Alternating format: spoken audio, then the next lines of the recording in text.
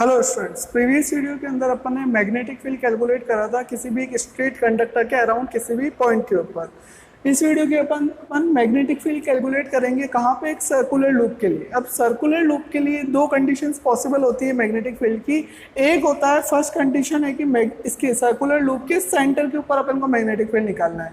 Second condition होती है कि जो आपका सर्कुलर लूप है उसके एक्सिस के ऊपर अपन को किसी भी पॉइंट के ऊपर मैग्नेटिक फील्ड निकालना है। तो अपन फर्स्ट केस अभी स्टडी कर रहे हैं। फर्स्ट केस के अंदर क्या है कि magnetic field at the centre of the circular loop, मतलब ये आपका सर्कुलर लूप है, इसके सेंटर के ऊपर आपको क्या निकालना है, मैग्नेटिक फील्ड।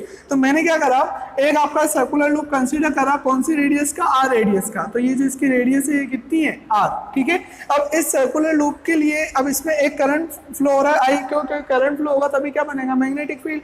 तो अपन एक लूप कंसीडर करा आर रेडियस का जिसके अंदर आई करंट फ्लो हो रहा है। अब मेरे को क्या निकालना है कि मैग्नेटिक फील्ड निकालना है इस पूरे लूप के कारण इसके सेंटर पे।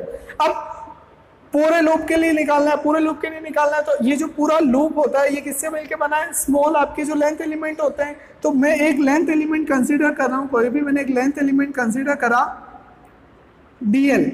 तो इस डीएल लेंथ एलिमेंट के लिए मैं क्या करूंगा, इसके सेंटर पे मैग्नेटिक फील्ड निकालूंगा और उसके बाद में वो जो मैग्नेटिक फील्ड का फॉर्मूला आएगा उसका मैं क्या कर दूंगा, इंटीग्रेशन कर दूंगा लेंथ का पूरे लूप के लिए। तो सबसे पहले मैं इस लेंथ एलिमेंट की वजह से क्या निकाल रहा हूँ, मैग्नेटिक फील्ड। तो अब लेंथ एलिमेंट की वजह से आपका मैग्नेटिक फील्ड का फॉर्मूला अपन कहाँ से करते हैं, बायोट-सेवर्ट लॉ से। क्या बोलता है बायोट-सेवर्ट लॉ आपका कि dB equal to mu not upon 4 pi i dl sine theta divide by r का स्क्वायर। ये आपका क्या है, बायोट-सेवर्ट लॉ है, किसके लिए, लेंथ एलिमेंट के लिए। अब अपन यहाँ पे देखते हैं कि सारी चीजें अपने सेम है। अब यहाँ पे mu naught upon 4 pi constant है, ठीक है। आई आपका क्या, आई करंट फ्लो हो रहा है। डीएल अपन लेंथ एलिमेंट लिया तो डीएल की जगह पे डीएल साइन थीटा। अब साइन थीटा क्या होता है आपका, साइन थीटा क्या होता है, एंगल होता है। किस किस के बीच का एंगल होता है आपका, एक तो होता है डीएल के बीच का और एक आपके पोजीशन वेक्टर का, कि आपका पोजीशन वेक्टर किधर है। तो डीएल और आर इन दोनों के बीच का एंगल होता है। अब अपन यहाँ क्या देख सकते हैं कि आपका जो डीएल है, डीएल का है आपका, डीएल की डायरेक्शन कौन सी है, अपवर्ड डायरेक्शन है, और आपका आर सेंटर की तरफ जा रहा है। तो यहाँ पे जो एंगल बन रहा है ये कितना हो गया, 90 डिग्री। तो इसलिए अपन क्या बोल सकते हैं कि साइन थीटा कितना हो जाएगा, साइन 90। तो डीबी आपका कितना आ जाएगा, mu not upon 4 pi I D L sine 90। Sine 90 की वैल्यू कितनी होती है, 1। तो लिखो मत लिखो, फर्क नहीं पड़ेगा, divide by R square. R में चेंज नहीं होगा क्योंकि आर इसी क्या है, रेडियस है, सेम है, ठीक है। तो ये अपना निकल गया क्या, मैग्नेटिक फील्ड। इसको अपन ने डाल दिया इक्वेशन नंबर 1। अब मेरे को क्या करना है कि कंप्लीट लूप के लिए निकालना है। अब कंप्लीट लूप के लिए निकालना है तो क्या करना पड़ेगा, इंटीग्रेशन। क्यों इंटीग्रेशन, क्योंकि अभी अपन ने एक लेंथ एलिमेंट लिया, ऐसे कितने लेंथ एलिमेंट है, बहुत सारे इनफाइनाइट लेंथ एलिमेंट हो सकते हैं। क्योंकि इनफाइनाइट क्यों, क्योंकि डी डिफरेंशियल है, मतलब बहुत छोटा है, इसलिए कितने लेंथ एलिमेंट होंगे, इनफाइनाइट।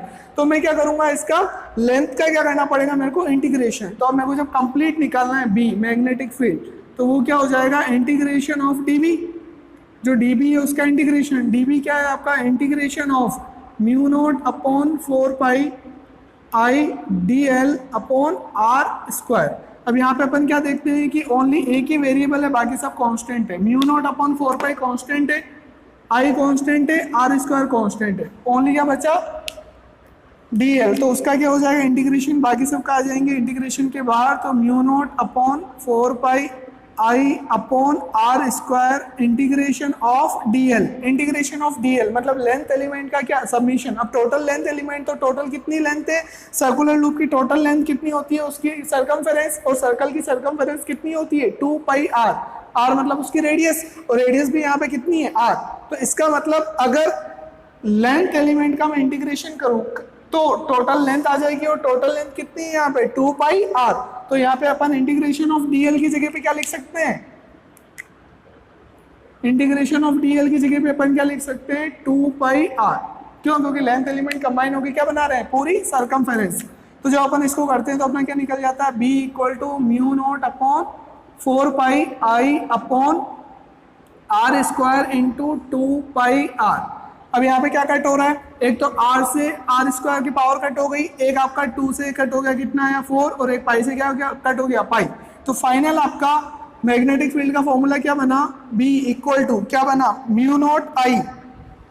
न्यूमरेटर के अंदर क्या है, म्यू नॉट आई ऊपर बाकी कुछ भी नहीं है, म्यू नॉट बचा, आई बचा, बाकी सब कट गया।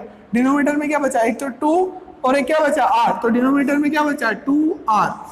तो ये आपका जो फॉर्मूला आया, ये फॉर्मूला किसका आया, एक करंट कैरिंग सर्कुलर लूप के लिए, जब आप मैग्नेटिक फील्ड निकाल रहे हो कहाँ पे, सर्कुलर लूप के सेंटर पे, ठीक है। तो ये आपका फॉर्मूला आ गया।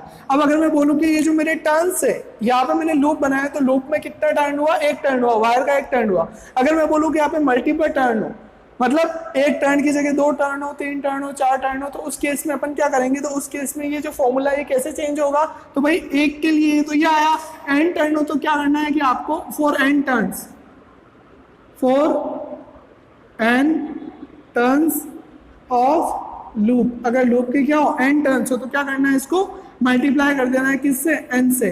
तो b equal to mu naught I upon 2r, ये एक के लिए, इसको n से मल्टीप्लाई कर दो n टर्न के लिए, तो फाइनल फॉर्मूला आपका क्या आ जाएगा, b equal to mu naught n I upon 2r। तो ये आपका जो फॉर्मूला आया वो फॉर्मूला किसके लिए आ गया, करंट कैरिंग सर्कुलर लूप के लिए, ठीक। यस, अब अपना जो नेक्स्ट केस है सर्कुलर लूप के लिए, वो क्या है कि magnetic field at the axis of circular loop, मतलब कोई एक आपका सर्कुलर लूप है, उसकी एक्सिस के ऊपर अपन को क्या निकालना है, मैग्नेटिक फील्ड, किसकी वजह से, पूरे सर्कुलर लूप की वजह से। तो अपन ने यहाँ पे एक सर्कुलर लूप कंसीडर करा, ठीक है, उसकी रेडियस कितनी है आपकी a, सर्कुलर लूप कंसीडर करा, उसकी रेडियस कितनी है, a रेडियस का आपका सर्कुलर लूप है। उसके सेंटर से r डिस्टेंस के ऊपर मैंने एक पॉइंट लिया p, जहां पे मेरे को क्या निकालना है, मैग्नेटिक फील्ड निकालना है। r क्या है आपकी, सेंटर से उसकी डिस्टेंस, सेंटर से मतलब उसके एक्सिस पे मैंने एक पॉइंट लिया, रैंडम कोई भी पॉइंट p, जहां पे मेरे को क्या निकालना है, मैग्नेटिक फील्ड निकालना है। अब यहाँ पे अगर मैं, और इस लूप के अंदर जो करंट फ्लो हो रहा है वो करंट कितना है आपका, I, ठीक है। अब ये जो लूप है आपका, ये कैसा है, ये आपका ये जो बोर्ड है, बोर्ड के परपेंडिकुलर प्लेन पे, बोर्ड के परपेंडिकुलर प्लेन का मतलब क्या है, अगर अपन इसको विजुलाइज करें तो कैसा दिखेगा, ये कुछ इस टाइप से। इस टाइप का मतलब क्या है कि ये आपका जो लूप है, अगर इसको अपन देखें तो सामने से कैसा है, ये इस टाइप से। और अगर इसको, ये जो अभी इसका जो प्लेन है लूप का, ये कौन सा लूप प्लेन है, आपके बोर्ड के परपेंडिकुलर प्लेन है, ठीक है। तो इसको ये यहाँ पे बोर्ड में सही से दिखे, इसलिए इसको अपन ने थोड़ा सा क्या करा, टिल्ट करके बनाया, इसलिए इस टाइप से दिख रहा है, बल्कि एक्चुअल में इसका लूप कौन सा, इस टाइप से है, परपेंडिकुलर। तो ये आपका लूप है, इस लूप के अंदर क्या है, ये आपका सेंटर, ये आपके सेंटर से जो डिस्टेंस है क्या बोलते हैं इसको, रेडियस, और ये सेंटर से डिस्टेंस है, ये कोई पॉइंट है P, इस P पॉइंट के ऊपर मेरे को क्या निकालना है, मैग्नेटिक फील्ड निकालना है, ठीक है। तो अब अपन क्या देखते हैं कि अपन को मैग्नेटिक फील्ड निकालना है, कहाँ पे निकालना है, P पॉइंट के ऊपर। अब P पॉइंट के ऊपर जो मैग्नेटिक फील्ड होगा वो कंट्रीब्यूट कौन कौन करेगा, आपके इसके लूप के लेंथ एलिमेंट करेंगे। तो अपन को लेंथ एलिमेंट, सारे लेंथ एलिमेंट की वजह से क्या निकालना पड़ेगा, मैग्नेटिक फील्ड। तो सबसे पहले अपन ने एक लेंथ एलिमेंट कंसीडर करा बिल्कुल टॉप पे, डीएल लेंथ एलिमेंट अपन ने कंसीडर करा। अपन इस डीएल लेंथ एलिमेंट की वजह से क्या निकालेंगे, इस पी पॉइंट के ऊपर मैग्नेटिक फील्ड निकालेंगे। तो ये जो डीएल लेंथ एलिमेंट है, इसके अंदर करंट की डायरेक्शन कैसी है, आउटवर्ड मतलब बोर्ड का जो प्लेन है उसके आउटवर्ड आपकी किसकी डायरेक्शन है, करंट एलिमेंट की, ठीक है। अब इस करंट एलिमेंट की वजह से मेरे को क्या निकालना है, पी पॉइंट के ऊपर मैग्नेटिक फील्ड। आपके इसका फॉर्मूला क्या होता है, बायोट-सेवर्ट लॉ से dB equal to mu not upon 4 pi I D L sine theta upon R square. अब आर क्या है आपकी, आर आपकी डिस्टेंस होती है किस किस के बीच में, लेंथ एलिमेंट के बीच में और जहां पे जिस पॉइंट पे निकालना है उसके बीच में। अब अपन ने आर तो इसको कंसीडर कर लिया, अपन को डिस्टेंस कहां से निकालनी है, डीएल से निकालनी है, तो इसलिए अपन इसको क्या कंसीडर कर रहे हैं, एस वेक्टर। तो इसलिए अपन आर स्क्वायर, और आर स्क्वायर की जगह अपन यहाँ पे क्या लिख सकते हैं, एस स्क्वायर, ठीक है। अब बात क्या आती है, अब नेक्स्ट बात क्या आती है आपकी की डीएल क्या आपका लेंथ एलिमेंट के बीच में और पोजीशन वेक्टर के बीच में। लेंथ एलिमेंट कौन सा आपका डीएल, और पोजीशन वेक्टर कौन सा आपका एस। इन दोनों के बीच का जो एंगल होता है वो कौन सा होता है, थीटा, जो साइन थीटा की फॉर्म में फॉर्मूले में आता है। अब अपन क्या देखते हैं कि लेंथ एलिमेंट के बीच में और इसके बीच का एंगल कितना है, 90 डिग्री। कैसे, ये देखो, इस आपका टॉप के ऊपर लेंथ एलिमेंट है, जो लेंथ एलिमेंट है उसकी डायरेक्शन किधर है, towards you, outward to the plane. ये जो लेंथ एलिमेंट है टॉप के ऊपर, उसकी डायरेक्शन क्या है, आउटवर्ड टू द प्लेन। और आउटवर्ड टू द प्लेन, ये डायरेक्शन किसकी है आपकी, लेंथ एलिमेंट की, और ये डायरेक्शन किसकी जा रही है आपकी, पोजीशन वेक्टर की, एस की। ये जो डायरेक्शन है, ये डायरेक्शन कौन सी है, एस, और ये डायरेक्शन कौन सी है, लेंथ एलिमेंट। तो ये जो आपका एंगल हो गया, ये जो एंगल बनेगा, ये एंगल कितना बनेगा, 90 डिग्री। तो इसलिए अपन क्या देख सकते हैं कि द एंगल बिटवीन डीएल, आपका जो डीएल है, डीएल परपेंडिकुलर है किसके, एस के, मतलब जो आपका थीटा है वो कितना हो गया 90 डिग्री, और साइन 90 की वैल्यू कितनी होती है आपकी 1। जब अपन इसको पुट करते हैं तो अपना फाइनली क्या बन जाता है, इसका बायोट-सेवर्ट लॉ का formula D V equal to mu not upon 4 pi I D L upon S square. तो ये आपका फॉर्मूला बन गया किसका, डीबी का। डीबी मतलब डिफरेंशियल लेंथ जो आपने ली थी डीएल करंट एलिमेंट, उसकी वजह से आपको मैग्नेटिक फील्ड मिल गया। अब अपन को किसके लिए निकालना है, कंप्लीट वायर के लिए निकालना है। अब कंप्लीट वायर के लिए निकालना है तो एक बार डीएल के लिए मैं डायरेक्शन देखता हूँ, क्यों, क्योंकि डीबी आपकी कौन सी क्वांटिटी है, मैग्नेटिक इसकी वेक्टर क्वांटिटी, और वेक्टर क्वांटिटी है तो मेरे को एक बार क्या जरूरत पड़ेगी, डायरेक्शन की रिक्वायरमेंट पड़ेगी। एक बार डायरेक्शन देखते हैं।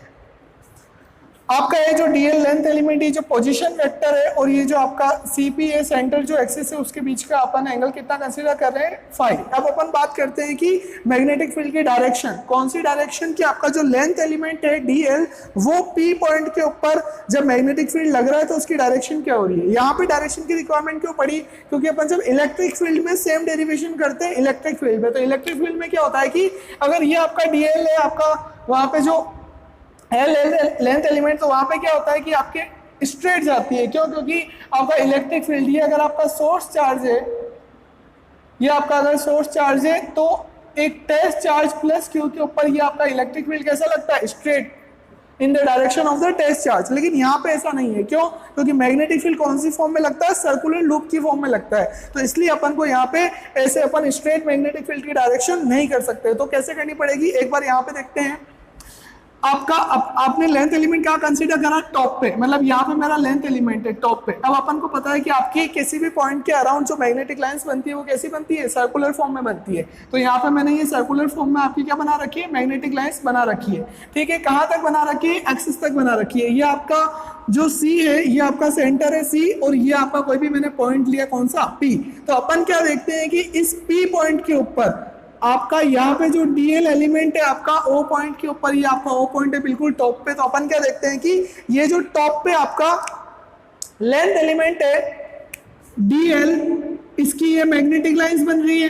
ठीक है, और एक्सिस जो आपका है सीपी, पी पॉइंट के ऊपर डीएल लेंथ एलिमेंट की वजह से जो मैग्नेटिक लाइन यहाँ से पास हो रही है, वो पास कैसे हो रही है, इस तरह से पास हो रही है।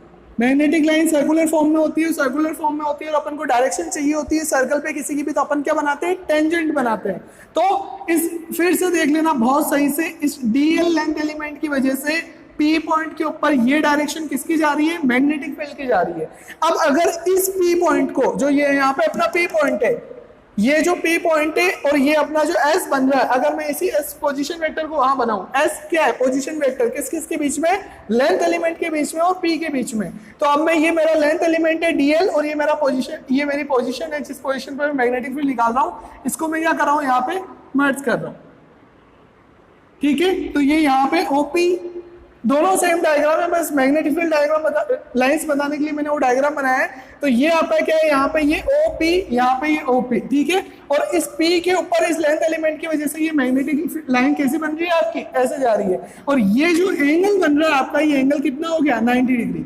तो ये एंगल, अब ये एंगल किस किस के बीच में है आपका, कि P पॉइंट के ऊपर मैग्नेटिक फील्ड जो होगा, P पॉइंट के ऊपर मैग्नेटिक फील्ड जो होगा आपके करंट एलिमेंट की वजह से, वो दोनों के बीच में एंगल कितना बनेगा, 90 डिग्री का एंगल बनेगा। एक दूसरे के क्या होंगे, वो दोनों परपेंडिकुलर। तो ये बताने के लिए मैंने क्या करा, आपको ये यहाँ पे डायग्राम बताया है। तो अब अपन इसको यहाँ पे फिगर में देखते हैं। फिगर के अंदर देखते हैं कि ये जो आपका डीएल है और जिस पॉइंट पी पे आपको निकालना है, अपन क्या देखते हैं कि डीएल से पी वही ओपी, ये यहाँ पे ओपी। तो यहाँ पे जो मैग्नेटिक फील्ड होगा डीएल की वजह से वो कैसा जाएगा, परपेंडिकुलर। तो यहाँ पे मैंने ये मैग्नेटिक फील्ड बना दिया कैसा, परपेंडिकुलर। ठीक है, अब ये एंगल आपका कौन सा है, फाई। अब मैं यहाँ पे एक प्लेन बना रहा हूँ, ये यहाँ पे मैंने एक प्लेन बना दिया। ठीक है, अब मैं क्या देखता हूँ कि ये एंगल आपका कितना है, फाई। अब ये टोटल एंगल आपका कितना है, ये टोटल आपका कितना है, ये जो टोटल एंगल है ये कितना है, 90 डिग्री। ठीक है, अब ये टोटल 90 डिग्री है, उसमें से ये जो एंगल है आपका रेड, दोनों रेड के बीच में ये जो एंगल है आपका, ये एंगल वापस कितना है, टोटल 90 डिग्री। अब ये फाई है, ये 90 है, तो ये एंगल भी आपका कितना हो जाएगा, फाई। ठीक है, और ऐसे जब अपन, ये किसके लिए निकाला अपन ने, इस टॉप डीएल आपके मैग्नेटिक फील्ड के लिए, ठीक है, इस टॉप करंट एलिमेंट की वजह से जो मैग्नेटिक फील्ड होगा यहाँ पे अपना ये एंगल कितना निकल गया 5, ठीक है। ये क्या निकला आपका डीबी की डायरेक्शन निकली कि ये जो डायरेक्शन वेक्टर है, डायरेक्शन वेक्टर किसका है, डीबी का। तो अब अपन क्या देखते हैं कि ये एंगल फाई है, ये एंगल फाई है, तो आपका डीबी क्या मैग्नेटिक फील्ड एक एंगल पे जा रहा है, जो आपका परपेंडिकुलर प्लेन है उससे डीबी किस पे जा रहा है, एक एंगल के साथ जा रहा है, एक एंगल के साथ जा रहा है, तो उसके कितने कंपोनेंट होंगे, 2 कंपोनेंट होंगे। तो अब मैं इसको वापस थोड़ा सही से बना रहा हूं। तो ये जो आपका परपेंडिकुलर वाला होगा ये फाई इसी से एंगल बना रहा है, तो ये आपका कितना हो जाएगा डी बी कोस थीटा, और ये आपका जो हॉरिजॉन्टल कंपोनेंट बनेगा वो आपका कितना हो जाएगा डी बी साइन थीटा, ठीक है। तो ये आपका एक बन गया डीबी कोस थीटा, एक कितना बन गया डीबी साइन थीटा। अब ये तो बात हुई आपके टॉप के लेंथ एलिमेंट की वजह से, पर अब आप ऐसे ही इसके एक अपोजिट साइड में एक लेंथ एलिमेंट होगा। अभी अपन ने कौन सा लेंथ एलिमेंट लिया है, टॉप वाला। ऐसे ही एक अगर मैं लेंथ एलिमेंट लूं बॉटम वाला, तो वो यहाँ पे आपका मैग्नेटिक फील्ड, उसके लिए मैग्नेटिक फील्ड की डायरेक्शन कैसी हो जाएगी, ऐसी, ठीक है।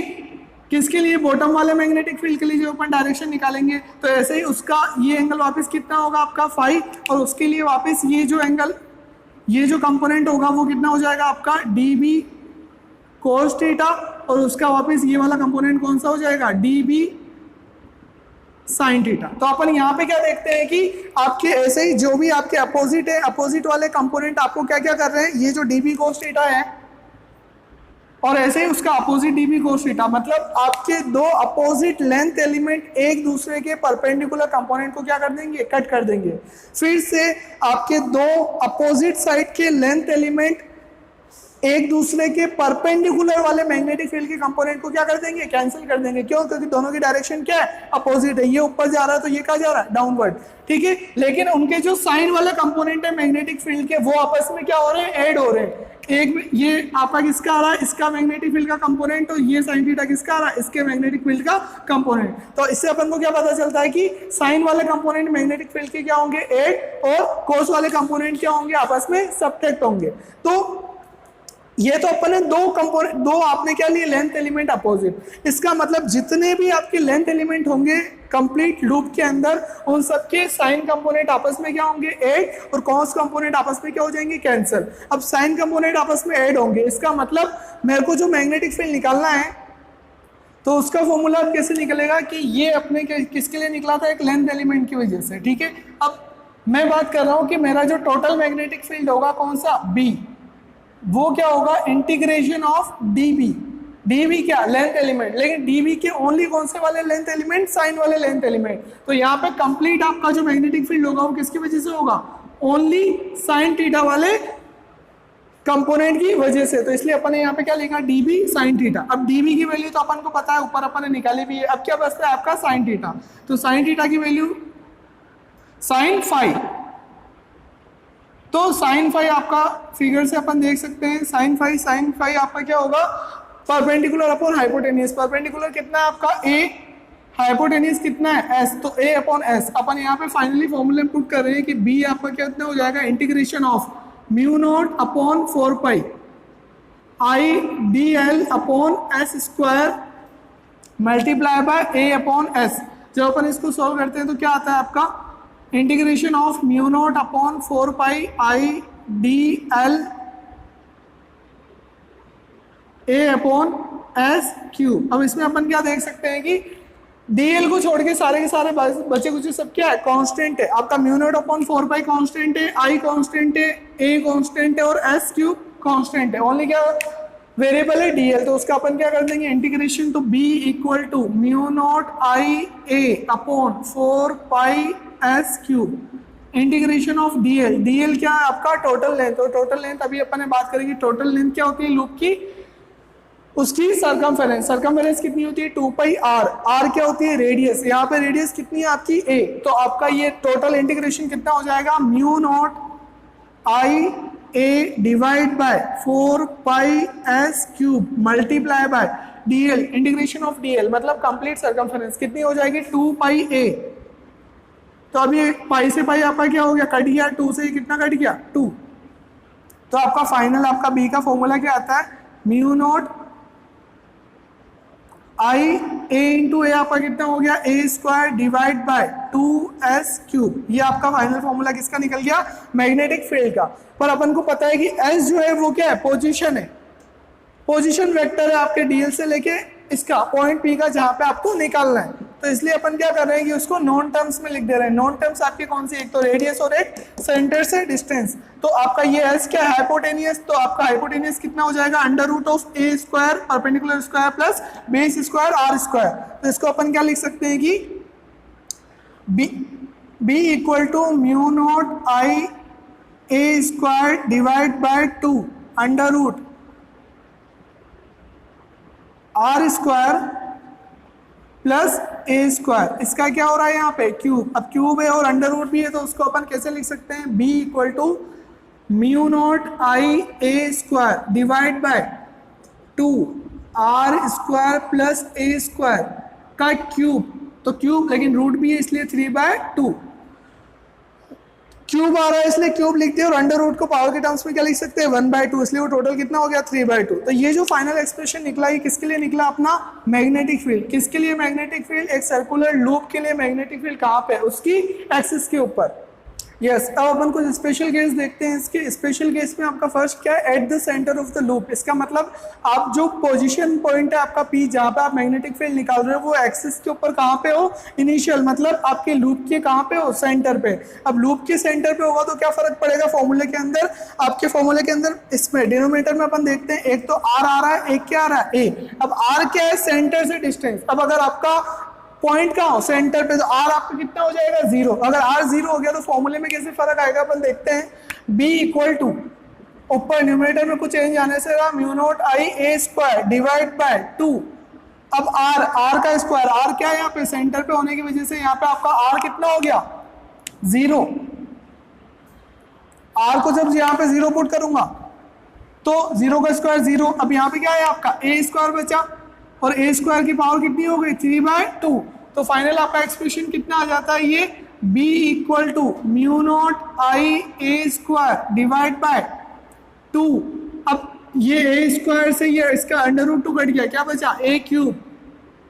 अब ऊपर ए स्क्वायर है नीचे ए क्यूब है तो पावर कट हो गई। फाइनल आपका एक्सप्रेशन क्या बचा, mu naught I upon 2a। और यही आपका किसके लिए होता है, सेंटर के लिए लूप का, जो अपन ऑलरेडी अपन ने अभी पहले निकाला था स्टार्टिंग में। ठीक है, तो ये अपना सेंटर के लिए आपका फॉर्मूला आ जाता है, किससे, इससे। नेक्स्ट क्या आपका, at the axial point lying far away from the coil. मतलब आपका जो पॉइंट है ये आर क्या है, बहुत ज्यादा है, किससे, ए से। और आर अगर बहुत ज्यादा है किससे, ए से, तो अपन ए को क्या कर सकते हैं, टेंस टू 0, अप्रोक्स 0, एक्चुअल में नहीं है क्योंकि रेडियस से बहुत ज्यादा है। तो आपके फॉर्मूले में क्या चेंज आएगा आपका, यहाँ पे B equal to mu naught I A square divide by 2। अब ए स्क्वायर को यहाँ पे क्या करना है अपन को 0, तो ओनली क्या बचा आपका आर स्क्वायर। आर स्क्वायर की पावर कितनी हो गई 3/2। तो आपका फाइनल फॉर्मूला क्या बचेगा, B equal to mu naught I A square divide by 2। I square से अंडर रूट कट गया तो कितना बचा आर क्यूब। ये आपका फॉर्मूला बन गया। अब थर्ड स्पेशल केस क्या है आपका, इफ आर इक्वल टू ए, मतलब आपका पॉइंट एक्सिस पे ही है, कितना दूर है, जितनी आपकी रेडियस है उतना ही पॉइंट आपका दूर है, मतलब आर आपका किसके इक्वल हो गया, ए के इक्वल हो गया। उस केस के अंदर अपन इस फॉर्मूले में अप्लाई करते हैं, दोनों को किसके इक्वल कर देते हैं, सेम। आर की जगह पे क्या पुट कर रहे हैं अपन, ए पुट कर रहे हैं, तो उसमें आपका ए square plus A square, A square plus A square कितना होता है आपका 2a स्क्वायर। ठीक है, और उसकी पावर कितनी आ रही है 3/2। जब अपन इसको सॉल्व करेंगे तो आपका कितना आ जाएगा, b equal to mu naught I A square divide by 2। अब यहाँ पे 2 की पावर भी कितनी है 3/2, तो अपन यहाँ पे लिख दिया मल्टीप्लाई बाय 2 की पावर 3/2 मल्टीप्लाई बाय a की पावर 3/2। अब a स्क्वायर ऑलरेडी है तो स्क्वायर से 2 तो कट हो गया, क्या बचा a cube equal to final expression कितना आ रहा है b equal to mu naught. अब a क्यूब है a स्क्वायर है तो यहाँ नीचे क्या कितना बचेगा a, तो ऊपर क्या बचा mu naught I divide by 2 की पावर 1 मल्टीप्लाई बाय 2 की पावर 3/2। एलसीएम लेंगे कितना आ जाएगा आपका 2 की पावर 5/2। तो डिनोमिनेटर में कितनी बचा 2 की पावर 5/2 मल्टीप्लाई बाय a। तो ये आपका कौन से केस का आपका फॉर्मूला बनेगा, उस केस के अंदर जब आपका रेडियस और दोनों क्या हो इक्वल। और ये सेकंड वाला किसके लिए आपका फॉर्मूला है, जब आपका पॉइंट काफी ज्यादा दूर डिस्टेंस पे लाई कर रहा हो तो a टेंड्स टू कितना हो जाएगा 0, और अगर आपका सेंटर के ऊपर निकालोगे तो r टेंड्स टू कितना हो जाएगा 0। ठीक है, तो ये अपन ने मैग्नेटिक फील्ड निकाला, किसके लिए निकाला, जब आपका पॉइंट इसके सर्कुलर लूप के कहां पे हो, एक्सिस के ऊपर हो। Thank you.